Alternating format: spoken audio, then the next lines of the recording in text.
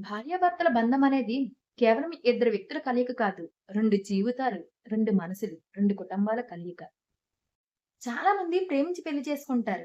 కానీ కొన్ని రోజుల తర్వాత చిన్న చిన్న అపార్థాలు, గొడవలు, అహంకారణంగా వాళ్ళ యొక్క బంధం బలహీనపడిపోతుంది. నిజానికి వాళ్ళ బంధం బలహీనపడడానికి కారణం ఏంటంటే, వాళ్ళిద్దరి మధ్య ప్రేమ లేకపోవడం కాదు. ఒకరినొకరు అర్థం చేసుకోకపోవడమే కారణం.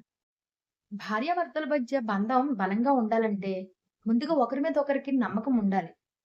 ఆ ఇంట్లో నమ్మకం లేదంటే వాళ్ళిద్దరి మధ్య ఆటోమేటిక్‌గా అనుమానాలు పెరుగుతాయి. అనుమానం పెరిగిందంటే ఇంక ఇంట్లో మనశ్శాంతే ఉండదు. సెకండ్ ఏంటంటే ఒకరినొకరు గౌరవించుకోవాలి. ఇది కూడా చాలా ఇంపార్టెంట్. భర్త భార్యకి గౌరవం ఇవ్వాలి. భార్య భర్తకి గౌరవం ఇవ్వాలి. ఎవరైనా నలుగురు ముందు భర్తని గాని, భార్యని గాని అగౌరవంగా మాట్లాడితే ఆ బంధం ఎప్పటికీ నిలబడదు. ఎందుకంటే ఒకరి ముందు ఎప్పుడైతే తక్కువ చేసి మాట్లాడతారో ఆటోమేటిక్‌గా ఇంట్లో చాలా గొడవలవుతుంటాయి. కాబట్టి నలుగురిలోనూ నీ భార్యకి గౌరవం ఇవ్వడం నేర్చుకో. నెక్స్ట్ ఏంటంటే గౌరవం ఇవ్వడం ఎంతైతే ఇంపార్టెంటో అదే విధంగా టైం కూడా మీ పార్ట్నర్‌కి ఖచ్చితంగా ఎంతో కొంత టైము రోజులో కనీసం 10 మినిట్స్ అయినా పర్లేదు. వాళ్ళ కోసం టైం అయితే కేటాయించండి. మీరు మీ వర్క్‌లో బిజీ అయిపోయి ఇంటికొచ్చేసి ఫోన్‌లో అలా ఉండి తనకి కనీసం మార్నింగ్ మార్నింగ్ ఎళ్ళిపోతారు డ్యూటీకి. ఈవినింగ్ వచ్చిన తర్వాత కనీసం ఒక్క 10 మినిట్స్ కూడా మీరు మీ వైఫ్‌తో మాట్లాడడానికి మీరు టైం ఇవ్వకపోతే తనింక తన బాధలను ఎవరితో చెప్పుకుంటుంది? కాబట్టి కంపల్సరీ మీ వైఫ్ కోసం ఒక 10 మినిట్స్ అన్నా మీరు మీ సమయాన్నయితే కేటాయించండి. నాలుగోదేంటంటే ఒకరినొకరు క్షమించడం నేర్చుకోండి. తప్పులు ప్రతి ఒక్కరు చేస్తారు. కానీ ఎప్పుడో చేసిన తప్పును పట్టుకొని జీవితాంతం దాన్ని అలా చూడకండి. ఎందుకంటే ఎవరు ఏం పరిపూర్ణులు కాదు కదా! ప్రతి ఒక్కరు జీవితంలో ఏదో ఒక చిన్నదో, పెద్దదో తప్పు చేసే ఉంటారు. కానీ దాన్ని ఒకళ్ళనొకళ్ళు క్షమించడం నేర్చుకోండి. జీవితాంతం అదే ఆ ఒక్క తప్పుని అలా పట్టుకొని నిందించడం అనేది చాలా పాపం, నేరం కూడా. ఎందుకంటే ఎప్పుడో జరిగిన తప్పు అది తప్పు అని తెలుసుకున్న తర్వాత మళ్ళీ అదే తప్పును రిపీట్ చేయరు కదా! కాబట్టి క్షమించండి. ఫిఫ్త్ ఏంటంటే ఒకరికొకరు థాంక్‌ఫుల్‌గా ఉండండి. ఇప్పుడు సపోజు మీ భార్య మీకోసం వంట చేస్తుంది. బావుందని చెప్పండి. మీకోసం శారీ కట్టుకుందనుకోండి. బావుంది ఈ శారీలో నువ్వు బాగున్నావు అనండి. మీ హస్బెండ్ సపోజ్ ఇప్పుడు హెయిర్ కట్ ఏమన్నా చేసాడనుకోండి. ఆ! కటింగ్ బావుంది అని చెప్పండి. ఇలా ఒకరికొకరు థాంక్‌ఫుల్‌గా ఉండండి. ఏంటంటే భార్య చేసిన పనిని భర్త గుర్తించాలి. భార్యలు కూడా భర్త యొక్క కష్టాన్ని గుర్తించాలి. కష్టాలనేవి ప్రతి ఒక్కరికి వస్తాయి. కానీ ఆ టైంలో ఒకరినొకరు నిందించుకోవడం కరెక్ట్ కాదు. ఒకరికొకరు తోడుగా ఉండాలి. పెళ్ళంటే కేవలం 7 అడుగులు వేయడం మాత్రమే కాదు. జీవితాంతం ఒకరి కోసం ఒకరు వెయ్యి ఈగోలనైనా సరే పక్కన పెట్టేయడం నేర్చుకోవడం. అసలు భార్యాభర్తల బంధం చెడిపోవడానికి రీజన్ ఏంటో తెలుసా? పోల్చుకోవడం. ఒకరితో ఒకరు పోల్చుకుంటారు. సపోజ్ ఏంటి నీ ఫ్రెండ్ ఉంది. తను హ్యాపీగా నవ్వుతుందనుకో. తను వై తను వాళ్ళ హస్బెండ్ ఎంత చూసుకుంటాడో తెలుసా? తనకు అన్నీ కొనేస్తాడు. నువ్వే నాకేం కొనవు అనేసి భర్తని తక్కువగా చేసి మాట్లాడుతది. ఇంకా భర్త ఊరుకుంటాడా? ఆ! వాళ్ళ ఆవిడ నీకంటే అందంగా ఉంటుంది. అందుకే అన్నీ చేస్తున్నాడనేసి భర్త అంటాడు.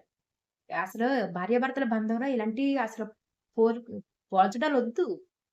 నెక్స్ట్ వచ్చే మెయిన్ రీజన్ ఏంటంటే షేర్ చేసుకుంటారు అందరితోటి. ఇప్పుడు హస్బెండ్ ఏదైనా అన్నాడనుకో, ఎంటనే అమ్మాయి పాపం చాలా ఎమోషనల్‌గా ఉంటారు అమ్మాయిలనేది. ఎంటనే అమ్మకో, అక్కకో, చెల్లికో ఎవరో ఒకరికి ఫ్రెండ్స్‌కి ఎవరో ఒకరికి ఫోను చేసి, ఇలా అంటున్నాడే మా హస్బెండ్ అనేసి వాళ్ళకి చెప్తారు. అయితే షేర్ చేసుకోండి. అయితే తను మీరు చెప్పిన వ్యక్తి అటు సైడ్ నుంచి మీకు కరెక్ట్ అడ్వైస్ ఇస్తే పర్లేదు. అలా అన్నాడా పర్లేదే అనేసి అంటే ఓకే. అలా కాకుండా మీ ఇద్దరికి మధ్యలో తను ఒక జడ్జ్ అవ్వకూడదు. నువ్వు అలా అలా చేసావా? అలా చెయ్యి అనేసి వాళ్ళతో చెప్పకూడదు. ఎందుకంటే బెడ్‌రూమ్ విషయాలు ఎప్పుడు కూడా మూడో వ్యక్తికి తెలియకూడదు. నెక్స్ట్ ఏంటంటే చాలా మందనుకుంటారు. తను ఎన్ని అరిచినా గాని మౌనంగా ఉండిపోయి తిరిగి ఏం మాట్లాడరు. కానీ ఆ మౌనం అనేది నిజంగా ఎంత ప్రమాదం అంటే నీ మనసులో ఏమనుకుంటున్నావో తెలీదు. తను ఏమి రిసీవ్ చేసుకోవాలో తెలీదు. కాబట్టి ఎప్పుడు కూడా తనతో మాట్లాడండి. మీరు బాధపడ్డారని నేనిలా బాధపడ్డాననేసి తనకి షేర్ చేసుకోండి. అంతేగాని ఏమి చెప్పకుండా నీలో నువ్వే కుమిలిపోతూ మౌనంగా ఉంటే అది చిన్నదే అవ్వచ్చు. అయినా కానీ మీ మౌనం ద్వారా దాన్ని చాలా పెద్ద గాయం చేసుకుంటారు మీరైతే.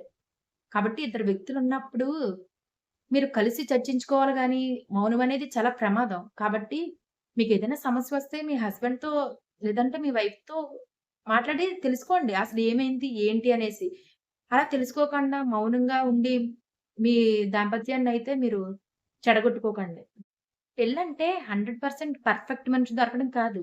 100% అదే వ్యక్తితో నిజాయితీగా ఉండడం. ఇప్పుడు భార్యాభర్తల బంధం అంటే ఏంటి? ఇప్పుడు అతనికి కోపమొచ్చిందనుకో నువ్వు ప్రేమగా ఉండు. ఆమె అలసిపోయిందనుకో నువ్వు బలంగా ఉండు. అదే కదా! ఒకరు పడిపోతే ఇంకొకరు లేపడమే కదా! భార్యాభర్తల బంధం అంటే. ఎంత కష్టమొచ్చినా ఒకరికొకరు తోడుగా నిలబడడమే కదా! భార్యాభర్తల బంధం అంటేని. ఏంటంటే ప్రతిరోజు కూడా ఈ భార్యాభర్తల బంధంలోని డైలీ కొంచెం ప్రేముండాలి. అలాగే రెస్పెక్ట్ ఉండాలి. నమ్మకం. ఇవన్నీ ఉన్నాయంటే 50 ఏళ్ళైనా గాని మీ బంధం కొత్తగానే ఉంటుంది. గుర్తుంచుకోండి. అసలు భార్యాభర్తల బంధం అంటే ఎప్పుడూ గొడవ పడకుండా ఉండడం కాదు. ఎన్ని గొడవలొచ్చినా ఒకరికొకరు విడిపోకుండా కలిసి ఉండడమే భార్యాభర్తల బంధం అంటే. భార్యాభర్తల బంధం అనేది ప్రేమతోటే మొదలవుతుంది.